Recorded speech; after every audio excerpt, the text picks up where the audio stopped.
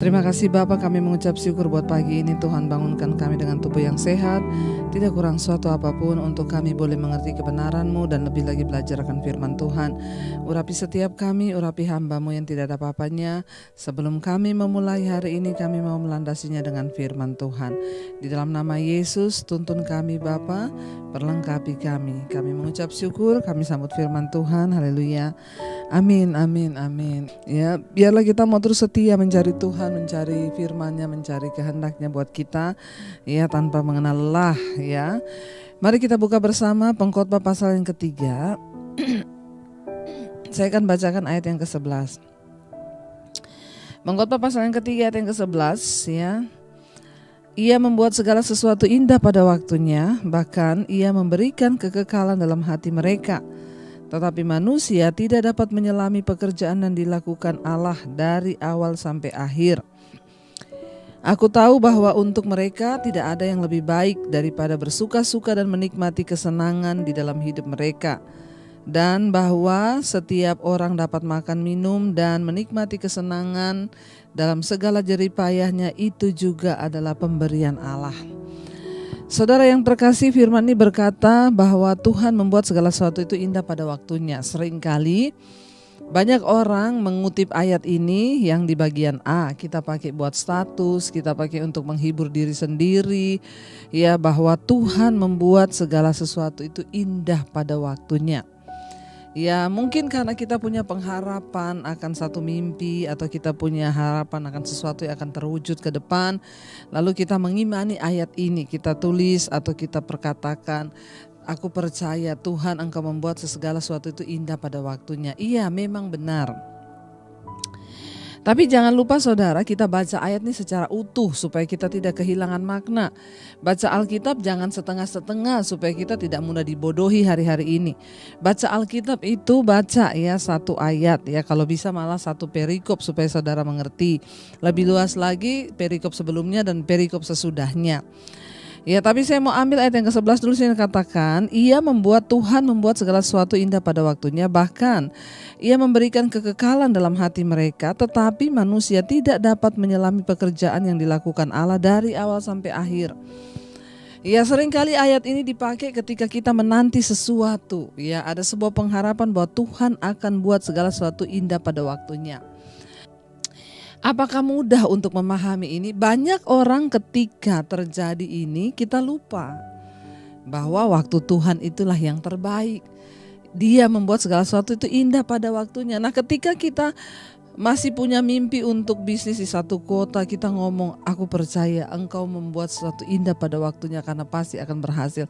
Tapi ketika semuanya gagal, semuanya buyar, semuanya rasanya aduh waktunya tidak tepat dan lain sebagainya, apakah kita masih bisa memperkatakan, Tuhan aku percaya Engkau yang membuat semua indah pada waktunya.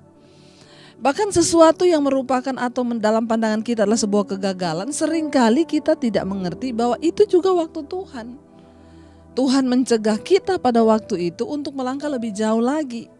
Ya, tetapi manusia, ayat ini berkata, tidak dapat menyelami ya pekerjaan Allah itu dari awal sampai akhir. Ya. Tetapi dikatakan manusia tidak dapat menyelami pekerjaan yang dilakukan oleh Allah dari awal sampai akhir.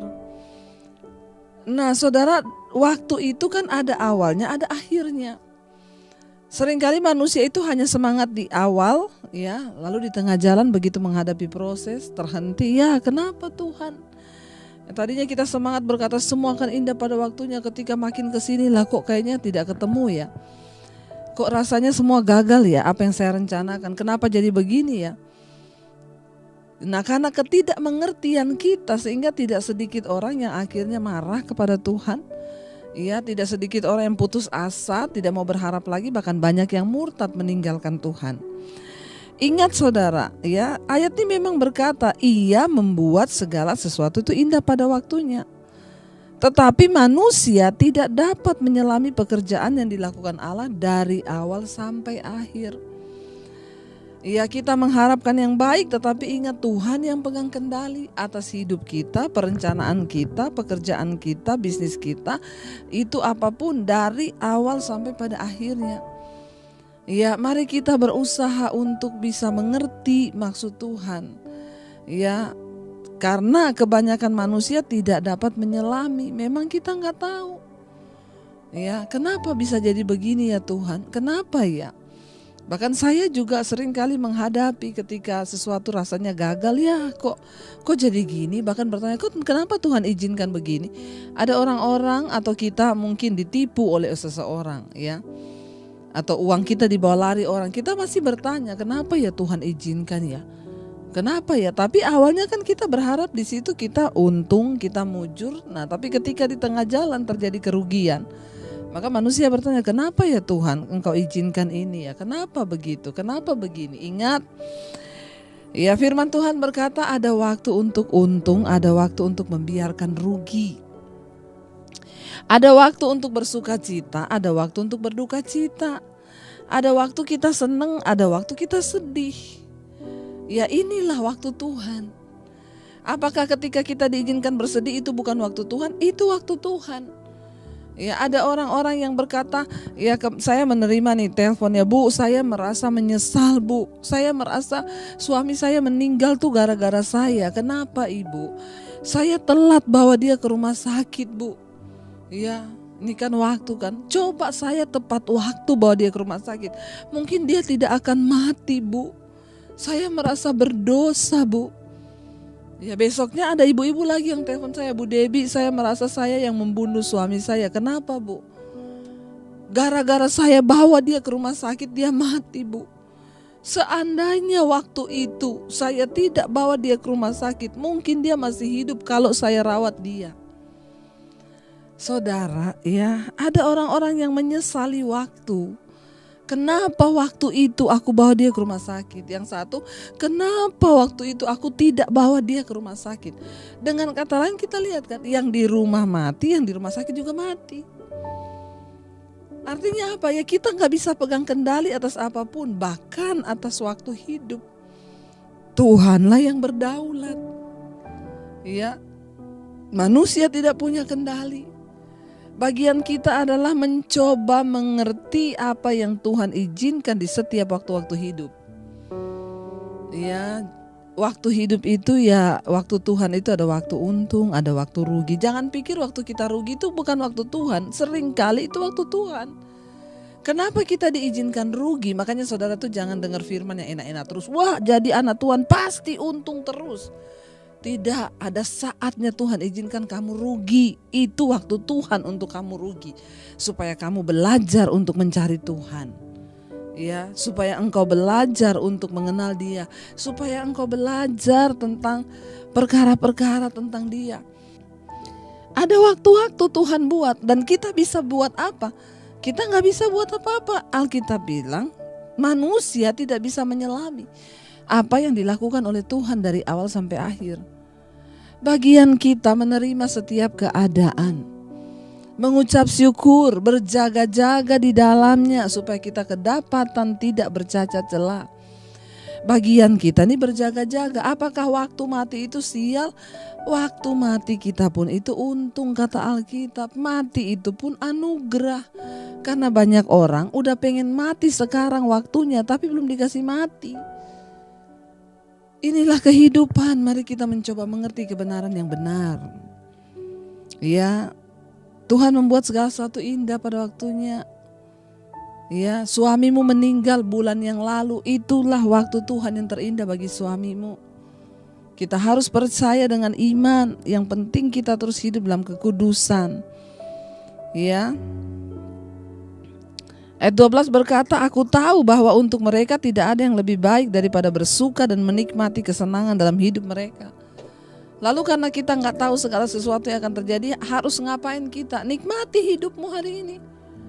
Bersuka cita dengan hidupmu hari ini. Kata firman Tuhan. Nikmati keluargamu, nikmati apa yang kau bisa nikmati. Bersenang-senanglah. Ya, ayat yang ke-13, dan bahwa tiap orang dapat makan dan minum, menikmati kesenangan dalam jerih payah, itu juga adalah pemberian Allah. Tapi jangan lupa, maaf, tidak semua orang diberi karunia untuk menikmati hidup. Bahkan untuk bisa menikmati hidup, jerih payah kita itu juga anugerah Tuhan. Saya tidak bicara soal kaya atau miskin, karena banyak orang kaya juga tidak bisa menikmati hari-hari ini. Punya aset banyak tapi hatinya gelisah, tidak bisa menikmati. Ya, mending kita yang biasa-biasa tapi bisa bersyukur, bisa menikmati hidup. Maaf, bukan soal kaya atau tidaknya, tapi untuk bisa menikmati hidupmu itu juga anugerah Tuhan. Kita tidak bisa apa-apa. Jadi jangan iri sama orang kaya. Belum tentu orang kaya itu bisa menikmati hidup. Yang berbahagia adalah mereka yang bisa mensyukuri hari ini, mensyukuri hidup ini, dan apapun yang Tuhan bisa berikan, kita bisa syukuri. Engkau lebih nikmat hidupmu daripada banyak orang kaya. Mari kita tundukkan hati kita pada Tuhan, saudara. Kita percaya bahwa waktu Tuhan itu adalah waktu yang terbaik. Ya, entah itu dalam kedukaan, entah waktu itu waktu yang sedang untung, entah waktu itu waktu kerugian bagi kita. Tapi percayalah, waktu Tuhan itu waktu yang terbaik. Biar kita semua mau datang di hadapan Tuhan dan berkata, kami percaya Bapa, waktumu itu yang terbaik bagi hidup kami. Ajar kami mengerti, ajar kami bersyukur dengan apapun yang terjadi. Biar kita mau terus berkata, kami percaya waktu Tuhan itu terbaik bagi hidup kami. Terima kasih Tuhan.